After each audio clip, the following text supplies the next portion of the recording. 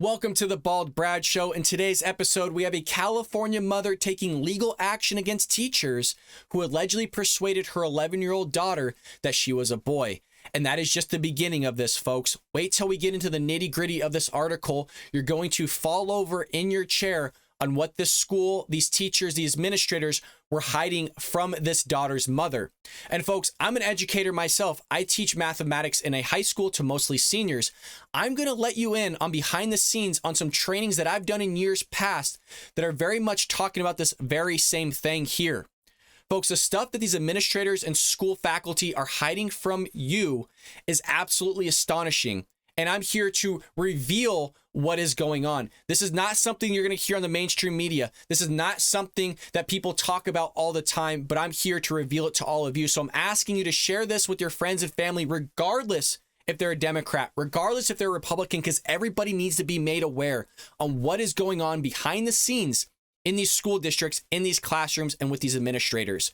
Well, this one comes from our friends over at the Daily Wire. It is written by Hank Barron. And folks, if you're not already a subscriber over there, hey, go over and become a member today. And also, don't forget to show us some love here at the Bald Brad Show by hitting that like and subscribe button. And like I already mentioned, share this episode with your friends and family. I think it is probably the most important episode we've done here on the show. And I think our education system with CRT and this indoctrination is at the forefront of our culture.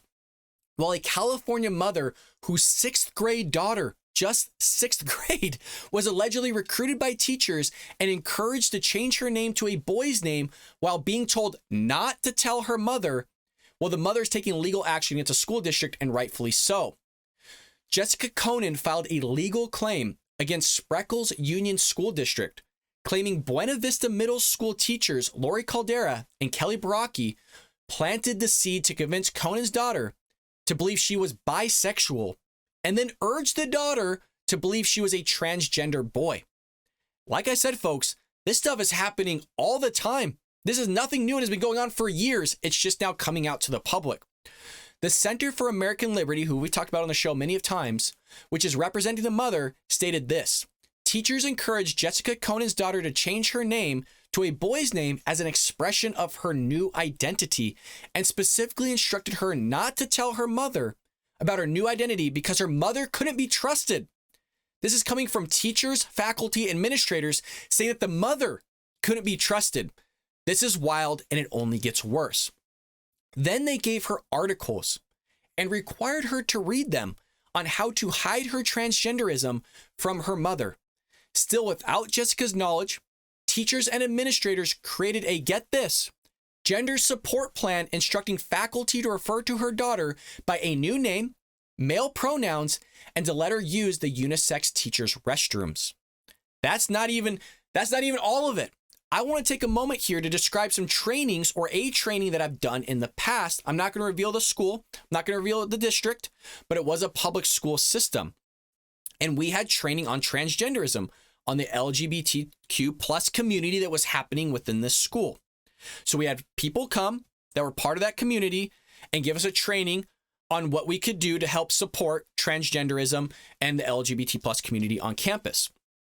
The school psychologist was there. The entire faculty was there in this meeting so that we could be trained on this. Well, what was said was that sometimes these students want to be called by different pronouns, which I'm sure all of you heard before, the he's, them, zizzers, they are, all this stuff, and also want to be called different names. Well, the thing with that is that on our side as educators and teachers, we see the student's name in our system. Say the name was David. Well, they might not have changed their name in the system because you have the authorization to do that by the parents. So the student's name might actually be feeling, or the student might be feeling that their name is Jessica for the day. Well, they're not required to tell you that they changed their name or their pronoun. Not at all. You're just expected to know somehow. You're supposed to read their mind. I know this sounds crazy, but trust me, we asked the school psychologist, we asked the trainers, how are we supposed to know this? How are we supposed to know what name to call them if they don't tell us? They give some cockamamie answer. Oh, well, you'll figure it out, or they have to reveal it to you. The problem is, folks, the problem is this. You could be fired as an educator for not calling them by the correct pronoun because it's hate speech. You're misgendering them. You're doing all sorts of things to them. You're causing them harm. This is the problem. I'm not there to cause harm to my students. I love all my students, regardless if you're a biological male and you think you're a female. I absolutely love you. I'm just there to teach you mathematics. I'm just there to do my job. I'm just there to educate you. I am not there to be fired. I don't want to be fired. It goes a step further, folks. It gets worse. These students that don't have to reveal their pronouns to you, sometimes they'll wear a bracelet. And based on that bracelet's color or whatever the bracelet is, the hair tie, the shirt, the clothing, whatever it may be, and that can change, what they can do is go to the bathroom, switch out that bracelet without your knowledge, and then they expect to be called a different pronoun in that moment in time because they feel like a different person. So they went from David to Jessica to Tom in a matter of 5 minutes. Or a matter of a class period, and you're expected to hone in on that bracelet change or that small little braid change or whatever it may be and call them by the correct pronoun. If you do not do so, you could potentially be fired and released from the school or the district. This is how nuts it is. Furthermore, let me go a little bit deeper here. You are not allowed to notify the parents on what is going on with their child regarding the switch in gender or the switch in pronouns and all these other things. It says David in the system.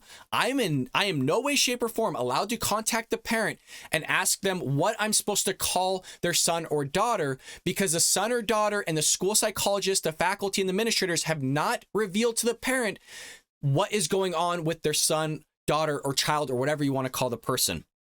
They're hiding this from you. This is active training that I have gone through in the school system. I've shared this on Anthony Brian Logan's radio show multiple times, and his viewers were shocked. And this is why we need to share this with our friends and family. I don't care if you're a Democrat. I don't care if you're a Republican. You should be made aware on what is going inside the classroom. You should not be withheld information about your son or daughter. That is not the school's job. You need to be made aware of everything that is going on with your child in the school system, and it's being held from you. And I feel like I'm yelling in the mic because I've revealed this information, and it seems like some people don't care. Some people just don't care. I think majority of people do care. They just have no idea what's going on. You don't hear this from the mainstream media. You don't hear this from teachers. Nobody's revealing this information other than me right now. And I'm asking you to share this with people. It's that important. We can lose our jobs. School psychologists aren't telling you what's going on with your son or daughter. This stuff is nuts, folks. It's absolutely nuts. If you have questions about this, leave me a comment down below. I promise you I'm going to read every single one of them.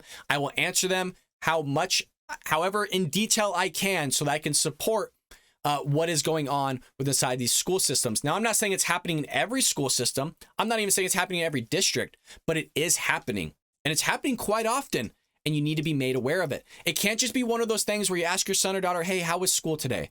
You need to go in detail and see what is going on and what is being said to them. How are they being indoctrinated? This isn't just about CRT. This is about LGBTQ plus stuff here.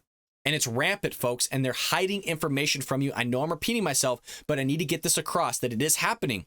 It is very much happening, and they're instructing your son or daughter not to tell you things because, quote, you can't be trusted, which is mind-boggling. Absolutely batshit crazy. A statement of facts and claims from the Center of American Liberty notes, Ms. Caldeira and Ms. Baraki operated the Buena Vista Equality Club, a club for students comprised primarily of students that had identified as potential LGBT plus students. Potential. Not even that the students themselves felt this way. They're just like, hey, you possibly could fit in this this narrative or this demographic or this ecosystem of what we're creating. Why don't you come in and join the club? Ms. Caldeira and Ms. Baraki took measures to keep students' participation in the club and new LGBT plus identities, including new gender identities and expression, secret from students' parents. And they went to great lengths to do this, folks. Get this. Specifically, they, one, instructed students that they should not tell their parents about the new LGBT plus identities and expressions. That is happening in many school districts, by the way. Two, they failed to keep the club roster or records so that parents could not discover their children's participation in the club or the new LGBT plus identities through a review of school records, meaning they're going totally incognito on this stuff. If this was normal, right? If all this stuff that they're doing was normal, why hide it from the school? Or at least the records in the school? Why hide it from the parents? It seems like these educators couldn't be the ones being trusted, but yet they're going and saying that you as the parents can't be trusted. This should piss everybody off. I'm trying so hard not to cuss right now, but this is wild, you guys. There should be an uproar going on that this crap is happening. That we're gonna let teachers do this? I'm an educator. I'm a teacher. You think I would be the one biased for teachers, and I'm pissed. I don't think any of this should be happening. At some point, we got to rise up here. At some point, this needs to be made known to parents. And that's what I'm trying to do, which is why, again, I think this is the most important episode I have done here on the show. Because this is rampant. It's happening everywhere. Not in every single school, but again, it is happening all across the United States. 3, get this, held equality club meetings during lunch as opposed to after school so that students who were too young to drive could better hide their participation in the club and their new LGBT plus identities and expressions from their parents. But this is all normal, you guys, but yet they have to hide it. But they have to hide it because it's normal. See how it doesn't make sense? Well, the principal of Buena Vista was aware of the Equality Club and Miss Caldeira and Miss Baraki's tactics as set forth above and approved of them. In fact, the principal often attended the club meetings, meaning she was aware. Heck, the only other person this really could go higher up to is the superintendent. It makes you wonder if the superintendent of the district knew or the school. But the principal is aware of this and attended the meetings and encouraged this type of behavior? And the parents have no idea about this? I'm going to lose it. I got to be careful here. Referring to Konen's daughter as AG, the statement continued. For the 2020-2021 school year, AG's 8th grade year, Buena Vista continued remote operations. And if students chose, they could stay remote for the duration of that school year. AG chose to be remote for the entire school year. Although distance learning was difficult for AG, like many students, there was a silver lining. Because AG was at home throughout the school day, she was no longer in the clutches of Miss Caldeira and Miss Baraki. Freed from their influence, AG began to return to her old self. AG started high school in the fall of 2021 in a new school district. At her new school, she goes by AG, and she uses female pronouns, which shows that she was being indoctrinated. She was being manipulated. They were encouraging certain behavior that maybe shouldn't have been encouraged. And look, now she's female. She's not bisexual anymore. She doesn't want to be called by different pronouns. She wants to be called by her name, and she wants to be treated like a female. But this is what they're doing. They're indoctrinating our children whose brains haven't been fully developed, who can't make certain decisions for themselves, which is why the parents need to be trusted in certain decisions. The parents themselves need to make the decisions, not the educator, not the teacher, the parents. Jessica Konen, who said that the 2 teachers gave information to her daughter on how to bind her breasts to keep them from developing, told Fox News' Laura Ingram, "You wouldn't expect a teacher to be predatory towards a child." I agree with that. They are supposed to be trusted. Their tactics are disgusting, and rightfully so. You're telling a student to tape their breasts down?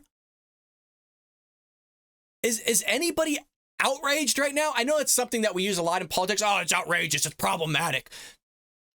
This is nuts. I'm keeping it together here on the show. I'm hoping you're yelling right now. You have a teacher, an educator, and a principal that is aware of these tactics that are going on, and they're telling students to tape their breasts down to stop them from developing? Is nobody else saying, what the fuck? What more can you say other than this is nuts? I mean, it's batshit crazy, and we're supposed to just let this be swept under the rug? I don't think so. Again, we need to share this episode. Share it with your friends and family and tell them they're going to be shocked, because this is only just the surface on what is going on. Can you imagine the other stuff that's not being revealed? Can you imagine the other stuff that they're hiding about your son or daughter? You think maybe you should go ask what is going on now? If I had a son or daughter as an educator, I'd be asking freaking detailed questions. And this is coming from an educator. This is coming from an educator. I always tell my students, regardless of what question they ask me, I try my best to follow up, say, hey, make sure you talk to your parents about this. I have a finance class. They ask me a lot of financial questions. They ask me a lot of very important questions that could affect them because they're seniors. Some of them are 18. They're adults. I still say you need to have this conversation with your parents. There could be a right answer. There could be a wrong answer. You need to have this conversation with your parents. You need to go home and have this conversation with your parents. Things should not be just solely entrusted to the teacher. That's crazy to me. Parents need to be involved in everything. Everything. In a shocking report, the author of the best-selling book Irreversible Damage revealed that as late as October, a meeting at a conference of California's largest teachers union, California's Teachers Association, which is CTA, Caldeira reportedly stated this. Let me read this. I'm the teacher who runs our morning announcements. That's another type of strategy I can give you. I'm the one who controls the messaging. Does this not sound like indoctrination? Does this not sound like propaganda? Does this not sound like something that certain media outlets do? These are activists, you guys. These are not educators. These are not people that are there for you to serve you and your son or daughter. They're there to indoctrinate. They are there solely to create more leftists. They're there to create and destroy the social fabric that has made this country great. And they're manufacturing these students and indoctrinating them so they can come out and do crazy other things to other people's children. Everybody says, oh, Miss Caldeira, you're so sweet. You volunteered to do that. Of course I'm so sweet that I volunteered to do that, because then I can control the information that goes home.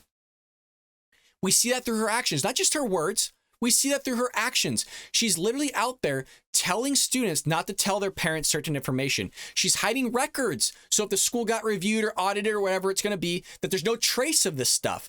But we're supposed to pretend and say this is normal? We're supposed to pretend that this is just a normal club meeting, that there's nothing to see here, folks. Everything's fine? This is wild. Baraki allegedly informed the teachers how she hoped to mitigate parents' objections, saying next year, we're going to do just a little mind trick on our sixth graders. That's a normal statement, isn't it? Absolutely normal statement. Let me just reread that. Just a little mind trick on our sixth graders. Remember, these are little children, 11-year-olds, less than 11-year-olds at times, that brains have not even been remotely developed to be able to comprehend certain things. The frontal lobe of deciding what is wrong and what is right hasn't been fully developed yet. And they're sitting there indoctrinating them and mind tricking them. In other words, they are freaking indoctrinating your children to believe certain things. She kept going. They were last to go through this presentation, and the gender stuff was the last thing we talked about. So next year, they'll be going first with this presentation, and the gender stuff will be the first thing that they are revealed about. Hopefully to mitigate, these kind of responses, right? Baraki could be heard on tape telling the teacher audience, parents who oppose this material being taught to their sixth graders will find that their objections arrive too late. That's a key phrase. Parents who oppose this material being taught to their sixth graders will find their objections arrive too late. Meaning it's already been taught. By the time they find out about this, they've already been indoctrinated. By the time they find out about what is going on, it's already been taught to their children. Hence, it's been too late. By the time their son or daughter goes, hey, you know what? This is what's being revealed in the classroom. It's already been taught.